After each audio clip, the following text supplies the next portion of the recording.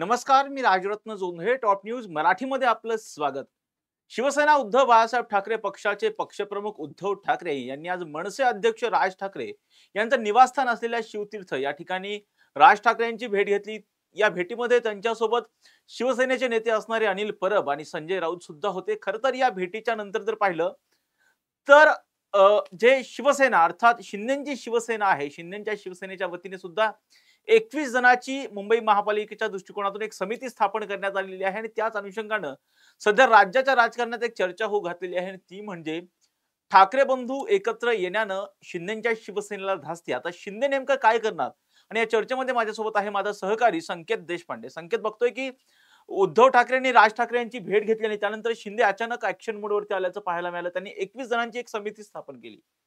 निश्चित राजरत्न जर आपण पाहिलं तर आज महाराष्ट्राच्या राजकारणातली मोठी घडामोड म्हणावी लागेल राज ठाकरे आणि उद्धव ठाकरे यांची राजकीय दृष्ट्या भेट जी आहे ती झाल्याचं आपल्याला पाहायला मिळालं. ज्या भेटीमध्ये खऱ्या अर्थानं ठाकरे बंधूंच्या युतीचं सीमोल्लंघन जे आहे ते विजयादशमीच्या मुहूर्तावर 2 ऑक्टोबरला केलं जाईल असं बोललं जात आहे. त्या दृष्टिकोनातनं महापालिका निवडणुकीच्या दृष्टिकोनातनं सुद्धा काही वाटाघाटी किंवा काही चर्चा करण्यासाठी आजची भेट झाली असं बोललं जात आहे.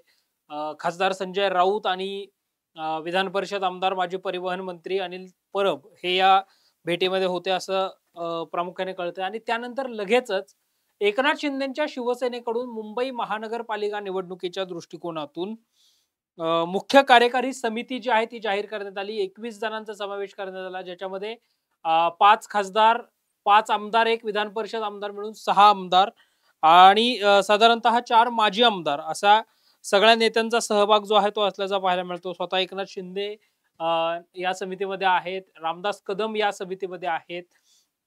एकंदरीतच आपल्याला या सगळ्यामुळं अनेक दिग्गज नेते जे आहेत ते या समितीमध्ये पाहायला मिळतात. प्रामुख्याने जर ही समिती आपण पाहूयात राजरत्न, पहिल्यांदा एकनाथ शिंदे जे शिवसेनेचे मुख्य नेते आहेत ते या समितीमध्ये आहेत. रामदास कदम जे राज्याचे माजी पर्यावरण मंत्री आहेत ते या समितीमध्ये आहेत. माजी खासदार गजानन कीर्तीकर आहेत, माजी खासदार आनंदराव अडसूळ आहेत, शिवसेना नेत्या मीनाताई कांबळे आहेत, खासदार श्रीकांत शिंदे, खासदार रवींद्र वायकर, राज्यसभा खासदार मिलिंद देवरा, माजी खासदार राहुल शेवाळे, माजी आमदार संजय निरुपम, आमदार संजय सुर्वे, आमदार अशोक पाटील, आमदार मुरजी पटेल, आमदार दिलीप लांडे, आमदार तुकाराम काते, आमदार मंगेश कुडाळकर, विधान परिषद आमदार मनीषा कायंदे, माजी आमदार सदा सरवणकर, माजी आमदार यामिनी जाधव, माजी आमदार दीपक सावंत जे राज्याचे आरोग्य मंत्री सुद्धा राहिलेले आहेत ते दीपक सावंत, आणि माजी आमदार शिशिर शिंदे यांना या समितीमध्ये प्रामुख्याने स्थान जे आहे ते देण्यात आल्याचं आपल्याला पाहायला मिळत आहे. एकंदरीतच राजरत्न, आपण सकाळी ज्यावेळी दसऱ्या दिवशी होणार युतीचं सीमोल्लंघन म्हणत जे लाईव्ह केलं होतं त्या लाईव्ह मध्ये सुद्धा आपण हेच म्हटलं होतं की मराठी आणि अमराठी मतांना एकत्र करण्यात मुंबई महानगरपालिकेवर जी शिवसेना नेहमी म्हणते की एकनाथ शिंदे नेहमी म्हणतात की बाळासाहेब ठाकरेंचे विचार आणि बाळासाहेब ठाकरेंची खरी शिवसेना ही आमच्याकडे आहे, त्यामुळे मराठी माणसांची मतं मिळवण्यासाठी किंवा मुंबईमध्ये आपलं अस्तित्व शिवसेना म्हणून टिकवण्यासाठी मोठी व्यूहरचना जी आहे ती एकनाथ शिंदे हे आखताना आपल्याला पाहायला मिळत आहेत. आणि त्या दृष्टिकोनातूनच महत्वाची जी पहिली पायरी आहे ती अर्थात ही 21 जणांची मुख्य कार्यकारिणी आहे. म्हणजे ठाकरे बंधू एकत्र येण्यानं कुठेतरी शिंदेच्या शिवसेने अर्थात जे मुख्य नेते आहेत एकनाथ शिंदे, जे की राज्याचे उपमुख्यमंत्री सुद्धा आहेत, त्यांनी कुठेतरी धास्ती घेतली म्हणायची संकेत. अगदी निश्चित राजरत्न, केवळ एकनाथ शिंदेच नव्हे तर शिवसेनेला कुठेतरी ती धास्ती असल्याचं आपल्याला पाहायला मिळतं. त्या दृष्टिकोनातून अनेकदा ठाकरे बंधूंच्या एकत्रित येण्याची चर्चा ज्यावेळी होत असते त्यावेळी शिवसेनेकडनं अनेकदा आक्रमक भूमिका जी आहे ती त्या युतीवर घेताना पाहायला मिळते. माध्यमांना प्रतिक्रिया देताना सुद्धा अगदी आपण पाहिलं तर अतिशय आक्रमक प्रतिक्रिया शिवसेनेकडनं ज्या आहेत त्या देण्यात येताना पाहायला मिळतात. कुठेतरी 2 ठाकरे बंधू एकत्र आले तर अर्थातच मराठी मतं महापालिका निवडणुकीच्या दृष्टिकोनातूनही ठाकरे बंधूंकडे जातील आणि त्याचा फटका कुठेतरी शिवसेना एकनाथ शिंदेना बसू शकतो. त्या दृष्टिकोनातनं राजरत्न कुठेतरी ही धास्ती घेऊन की कुठलाही धोका आपल्याला पत्करायचा नाही, त्या दृष्टिकोनातनं मग 21 जणांची कार्यकारिणी, पुढच्या काळात आणखीन कोणतं तरी नवं अभियान जे आहे ते दिलं जाऊ शकतं. नुकतीच विधानसभा निहाय मुंबईमधल्या विभाग प्रमुखांच्या नेमणुका ज्या आहेत त्या शिवसेनेकडनं करण्यात आल्याचं आपल्याला पाहायला मिळतंय. त्यामुळं निश्चितच एकनाथ शिंदेने आतापासूनच सावध पवित्रा घेत व्यूहरचना आखण्यास सुरुवात केली आहे. संकेत, आपण पाहतो की शिवसेना आणि ठाकरे असं एक समीकरण होतं ज्यामध्ये 2022 मध्ये राज्यामध्ये मोठा भूकंप झाला. त्यानंतर एकनाथ शिंदे अर्थात इथे सगळ्यांनाच माहिती आहे की 2022च्या नंतर पाहिलं तर एकनाथ शिंदे यांच्याकडे शिवसेनेचं नाव आणि त्याचबरोबर चिन्ह, जे की शिवसेनेचं चिन्ह धनुष्यबाण चिन्ह आहे, ते सगळं एकनाथ शिंदेंना मिळालं.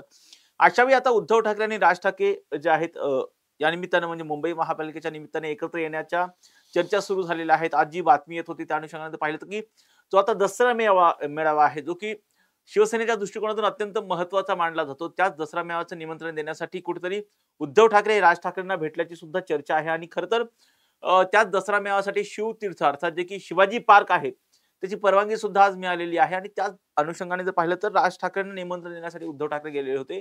खरं तर ठाकरे बंधू एकत्र आल्याच्या नंतर जर पाहिलं तर ठाकरे अर्थात ठाकरे, शिवसेना आणि मराठी माणूस हे कुठेतरी एक समीकरण आहे. अशावेळी हे दोन ठाकरे बंधू एकत्र आल्याच्या नंतर शिवसेना अर्थात जी शिंदेची शिवसेना आहे त्यांच्यापुढे कशा पद्धतीचे प्रश्नचिन्ह निर्माण होऊ शकतात, कशा पद्धतीचा त्यांच्यापुढे आव्हान निर्माण होऊ शकतं? निश्चित राजरत्न ठाकरेंची शिवसेना असेल किंवा शिवसेना म्हणूयात आपण आणि महाराष्ट्र नवनिर्माण सेना या दोन्ही पक्षांचा मूळ डीएनए हा मराठीचाच मुद्दा असल्याचं आपल्याला पाहायला मिळतो. मराठी आणि महाराष्ट्र किंवा मराठी आणि मराठी माणूस हेच प्रामुख्याने या दोन्ही पक्षांच्या अजेंड्यावर असल्याचं आपल्याला पाहायला मिळतं. आणि अशा परिस्थितीमध्ये ज्यावेळी मनसे एकसंध आहे मात्र शिवसेनेची दोन शकलं झाली आहेत.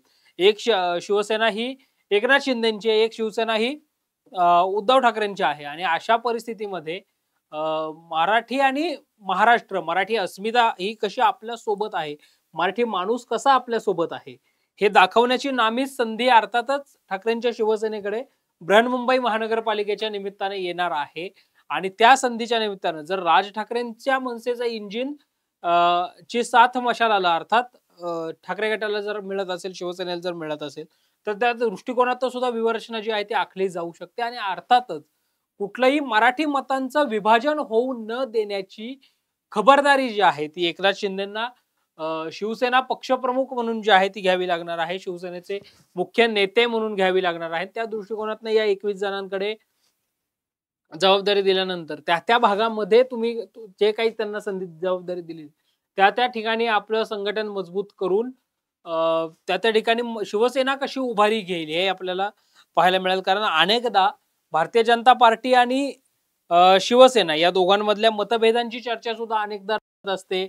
मग कधी एकनाथ शिंदे नाराज आहेत, कधी देवेंद्र फडणवीस आणि एकनाथ शिंदेमध्ये सारं काही आलबेल नाही असं प्रामुख्याने बोललं जातं. आणि अशा वेळी या मराठी मतांच्या टक्का वाढवत असतानाच किंवा मराठी मतांचं विभाजन होऊ न देत असताना अंतर्गत जे काही मतभेद आहेत ते बाजूला देखील ठेवावे लागणार आहेत. त्या दृष्टिकोनातून सुद्धा व्यूहरचना करावी लागणार आहे. ठाकरे बंधूंना रोखण्यासाठी आपण कसे विधानसभेला ज्याप्रमाणे महायुतीने दाखवलं सुद्धा राज्यातनं की महायुती म्हणून आम्ही कसे एकसंध आहोत, म्हणजे काही भाजपचे नेते हे राष्ट्रवादी काँग्रेस पक्षामध्ये जाऊन निवडणूक लढले. प्रताप पाटील चिखलीकरांचं उदाहरण आहे.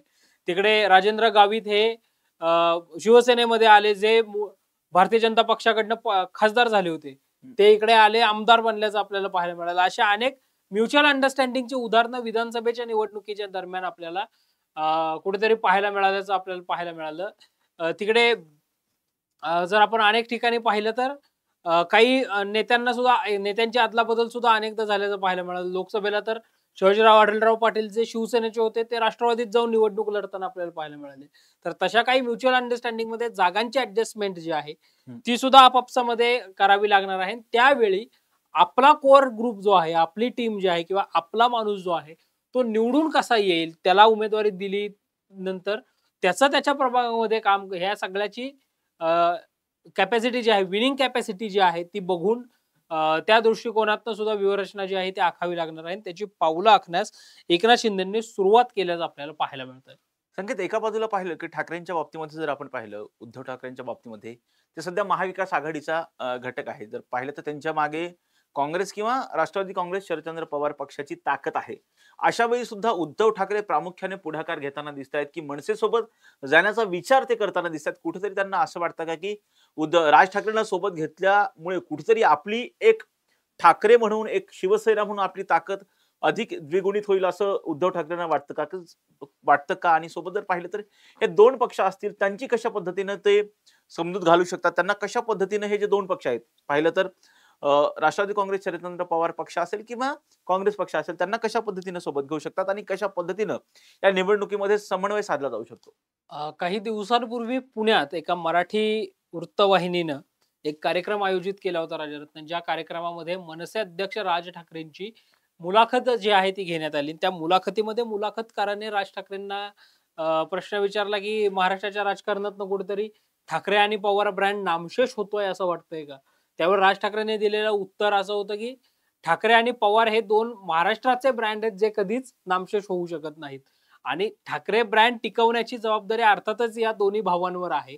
त्यामुळे ठाकरे ब्रँड म्हणून या निवडणुकीमध्ये ज्याचं एक उदाहरण आपण वरळी डोमच्या सभागृहात पाहिलं. मराठी विजय जल्लोष मेळावा जो वरळी डोम सभागृहात घेण्यात आला होता, ज्याच्यामध्ये दोन्ही ठाकरे बंधूंनी एकत्र येत केलेली भाषणं, त्यानंतर राज ठाकरेंनी उद्धव ठाकरेंच्या वाढदिवसाला दिलेल्या शुभेच्छा, त्यानंतर राज ठाकरेंच्या गणपतीचं दर्शन घेण्यासाठी उद्धव ठाकरेंचं शिवतीर्थावर जाणं आणि आजची भेट, या सगळ्यामुळं ठाकरे बंधू निश्चितपणे कुठेतरी जवळ येत आहेत.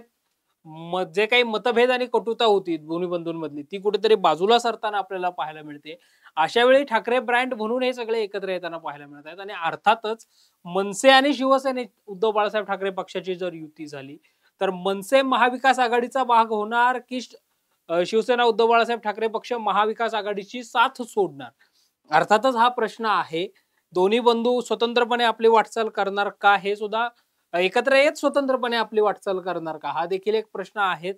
त्यामुळे अर्थातच आज एक कुठेतरी महापालिका निवडणुकाच्या दृष्टिकोनातनं अगदी प्राथमिक बोलणी दोन्ही बंधूंमध्ये झाल्याचं पाहायला मिळतंय. पुढच्या काळामध्ये आणखीन कोणत्या नवीन चर्चा येत आहेत काय, किंवा काय होतंय, त्यावर अनेक पुढची गणितं जी आहेत ते अवलंबून असणार आहेत. संकेत, विशेषतः जर पाहिलं तर मराठी मतं जी आहेत, आता ती प्रामुख्याने जर पाहिलं तर ही उद्धव ठाकरे आणि राज ठाकरे यांच्याकडे येऊ शकतात. आणि अमराठी जी मतं आहेत, अमराठीच्या बाबतीमध्ये ते अमराठी मतं टिकवणं भारतीय जनता पक्षासमोर खूप मोठं आव्हान असू शकतं का? निश्चित राजरत्न, मराठी आणि अमराठी असा जेव्हा वाद निर्माण होतो, किंवा अशी जेव्हा चर्चा निर्माण होते, तर अनेकदा अभाषिक लोकांचा भारतीय जनता पक्षाकडे ओढा जो आहे तो असल्याचं आपल्याला पाहायला मिळतं. म्हणजे ज्याचं उदाहरण म्हणजे पियुष गोयल मुंबईमधनं राजरत्न निवडून आले. कधी काळी किरीट सोमय्या त्या ठिकाणी निवडून आलेले होते. गोपाळ शेट्टी निवडून आलेले आपल्याला पाहायला मिळालं, किंवा प्रकाश मेहता महाराष्ट्रामध्ये गृहनिर्माण खात्याचे मंत्री सुद्धा राहिल्याचं आपल्याला पाहायला मिळालं होतं. पराग शहा महाराष्ट्रामध्ये आता आमदार आहेत. मंगलपर्वत लोढांचं उदाहरण आहे. अनेक अमराठी चेहरे जे आहेत ते भारतीय जनता पक्षाकडनं महाराष्ट्रातनं अनेकदा निवडून येताना पाहायला मिळतात. त्यामुळं पण राजरत्न भाजप सुद्धा महाराष्ट्रामध्ये हे सांगताना पाहायला मिळतं, की मराठी आणि महाराष्ट्रीयन माणूस हे नेहमी आमच्या अजेंड्यावर जे आहे ते राहिलेलं आहे. त्यामुळं दोन्हींची सांगड, मराठी आणि अमराठी या दोन्ही मतांची सांगड घालण्याचं आव्हान हे भारतीय जनता पक्षासमोर असणार आहे. सर, निश्चितपणे ह्या भारतीय जनता पक्षासमोर ह्या दोन्ही पक्ष अर्थात मनसे असेल किंवा शिवसेना उद्धव बाळासाहेब ठाकरे पक्ष असेल, यांचं आव्हान जे आहे भारतीय जनता पक्षासमोर असणार आहे. परंतु दुसरं एक महत्वाचं संकेत, की दोन्ही ठाकरे बंधू एकत्र आल्याच्या नंतर शिंदेच्या पुढे काय चॅलेंजेस होऊ शकतात? जर हे दोघांची जर युती झाली मुंबई महापालिकेच्या अनुषंगाने, तर एकनाथ शिंदे यांच्या शिवसेनेपुढे काय आव्हानं असू शकतात? एका बाजूला शिंदे म्हणतात की माझीच शिवसेना, बाळासाहेबांच्या विचारांची शिवसेना आम्ही घेऊन पुढे चाललोय. अशा वेळी हे दोन्ही ठाकरे बंधू एकत्र आल्याच्या नंतर शिंदेच्या पुढे नेमकी काय आव्हानं उभी असू शकतात? निश्चित राजरत्न, ज्यावेळी एकनाथ शिंदे हे म्हणतात, की बाळासाहेब ठाकरेंचे विचार आणि बाळासाहेब ठाकरेंची शिवसेना ही आमच्या सोबत आहे, खरी शिवसेना आमचीच आहे. तर जोर 2 ठाकरे बंधू एकत्र आले, तर कारण ठाकरे आणि शिवसेना हे मुळात एक जुनं समीकरण आहे. स्वर्गीय हिंदू हृदय सम्राट बाळासाहेब ठाकरेंनी स्थापन केलेली शिवसेना आणि बाळासाहेब ठाकरेंचे चिरंजीव आणि पुतणे दोघे एकत्र येऊन स्वतः आपलं राजकारण जे आहे ते एकत्रितपणे पुढे नेत असतील, तर अर्थातच अशा वेळी महाराष्ट्रातले मतदार जे आहेत ते अनेकदा भावनिक होऊन मतदान करताना आपल्याला पाहायला मिळतात. त्यामुळं या दोन्ही बंधूंच्या एकत्र येण्याचा फटका निश्चितपणे शिवसेना एकनाथ शिंदेना बसू शकतो. कारण ठाकरे बंधू किंवा ठाकरे आणि शिवसेना हे, ठाकरे आणि मनसे हे दोन्ही फॅक्टर, दोन्ही बंधू एकत्र आल्यानंतर अर्थातच जी काही मतं एकनाथ शिंदेना पडणार होती खरी शिवसेना म्हणून या प्रचारावर, तर ती मतं ही निश्चितपणे डायव्हर्ट होऊ शकतात आणि ती ठाकरे बंधूंच्या युतीला पडू शकतात. त्यामुळं हे होऊ न देण्याचं मोठं चॅलेंज किंवा मोठं आव्हान हे एकनाथ शिंदे यांच्या समोर असणार आहे. त्यामुळं अर्थातच एकनाथ शिंदेची व्यूहरचना या सगळ्यामध्ये, एकनाथ शिंदेची राजरत्न आता सध्या सरकार म्हणून, सरकारमधले उपमुख्यमंत्री म्हणून, गृहनिर्माण खात्याचे मंत्री म्हणून, नगरविकास खात्याचे मंत्री म्हणून, मुंबई उपनगर आणि ठाण्याचे पालकमंत्री म्हणून त्यांना सरकार म्हणून सुद्धा कसरत करायची आणि शिवसेना पक्ष म्हणून सुद्धा संघटन वाढवण्यासाठी कसरत करायची आहे. त्या तुलनेत उद्धव ठाकरे आणि राज ठाकरेंना केवळ पक्ष संघटनेवर लक्ष भर द्यायचं आहे. अशा वेळी स्वतः एकनाथ शिंदेंना काही निर्णय जे आहेत ते घ्यावे लागणार आहेत आणि स्वतः एकनाथ शिंदेना सुद्धा संघटनात्मक भर जो आता त्यांनी काही ठिकाणी पक्षप्रवेश, मेळावे, बैठका, दैनंदिन भेटीगाठी या सगळ्यामुळे एकनाथ शिंदे घेतच आहेत. मात्र अधिक तीव्रतेने या सगळ्या गोष्टी ज्या आहेत त्या एकनाथ शिंदे यांना कराव्या लागणार आहेत. नक्कीच संकेत, दोन्ही ठाकरे बंधू एकत्र आल्याच्या नंतर एकनाथ शिंदे कशा पद्धतीनं पुढची भूमिका घेतात हे पाहणं आता महत्त्वाचं असणार आहे. आणि या प्रत्येक घटनेचे अपडेट जेही काही असतील ते आम्ही तुमच्यापर्यंत पोहोचवणारच आहोत. यासाठीच पाहत राहा टॉप न्यूज मराठी. आपला महाराष्ट्र, आपली बातमी.